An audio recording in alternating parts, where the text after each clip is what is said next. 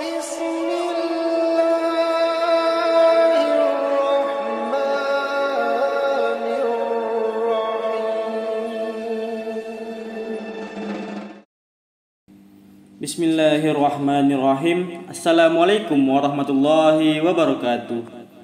Allahumma salli ala sayyidina Muhammad wa ala ali sayyidina Muhammad. Alhamdulillah, alhamdulillah. Puji syukur kehadirat Allah Subhanahu wa taala. Kita semua dapat bertemu kembali di channel Dakwah Islam dalam keadaan sehat dan dirahmati Allah Subhanahu wa taala.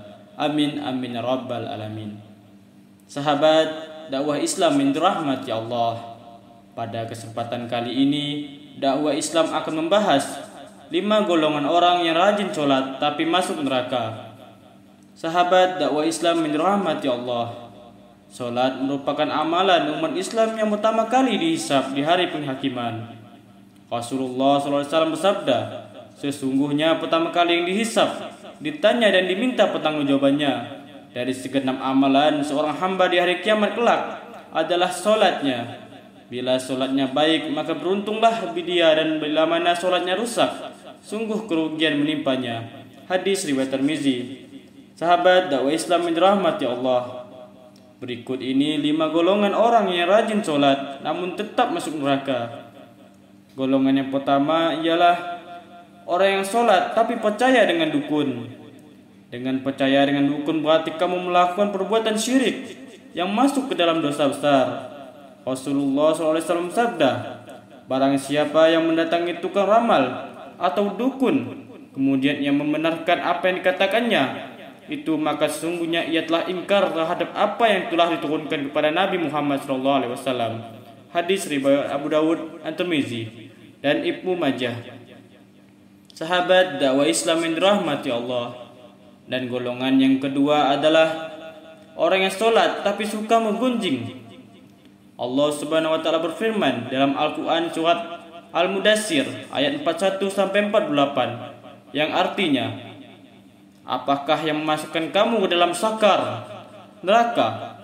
Mereka menjawab, kami dahulu tidak termasuk orang-orang yang mengerjakan sholat, dan kami tidak pula memberi makan orang miskin, dan adalah kami membicarakan yang batil bersama dengan orang-orang yang membicarakannya, dan adalah kami mendustakan hari pembalasan hingga datang kepada kami kematian. Maka tidak berguna lagi bagi mereka syafaat orang-orang yang memberikan syafaat. Quran surah Al-Mudaththir ayat 42-48.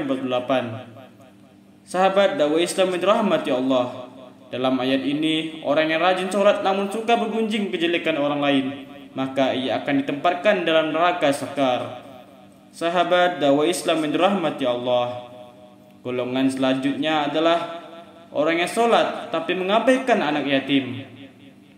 Orang yang sholat tapi mengabaikan anak yatim masuk ke dalam golongan orang-orang yang mendustakan agama. Hal ini sudah diterangkan dalam Al-Quran surah Al-Ma'un. Mereka yang enggan menolong orang miskin dan mengabaikan anak yatim masuk ke dalam orang-orang celaka yang akan masuk neraka.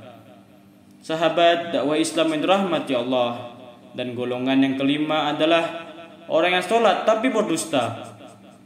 Berdusta merupakan salah satu dosa besar dan diancam dengan siksa yang pedih di akhirat kelak.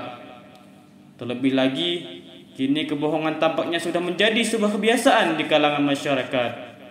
Padahal sekecil apapun sebuah kebohongan akan tetap dianggap sebagai dosa besar. Untuk itu, apabila lisannya suka berbohong, maka sholat dan ibadahnya akan sia-sia. Sahabat dakwah Islam yang dirahmati Allah, golongan yang terakhir adalah orang yang sholat tapi minum minuman keras. Minum minuman keras yang dimaksud adalah jenis minuman yang memabukkan. Minuman semacam ini sangat dilarang oleh agama Islam. Sayangnya, kebanyakan orang yang sholat belum bisa terhindar dari minuman keras atau khamar. Dalam Rasulullah SAW mengatakan bahwa setiap minuman keras adalah induk dari segala macam kejahatan. Sahabat dakwah Islam yang dirahmati Allah, itulah 5 golongan orang yang rajin sholat namun tetap masuk ke dalam neraka. Semoga kita tidak termasuk dalam 5 golongan tersebut, dan semoga Allah selalu memberikan perlindungan kepada kita semua. Amin amin ya rabbal alamin. Wassalamualaikum warahmatullahi wabarakatuh.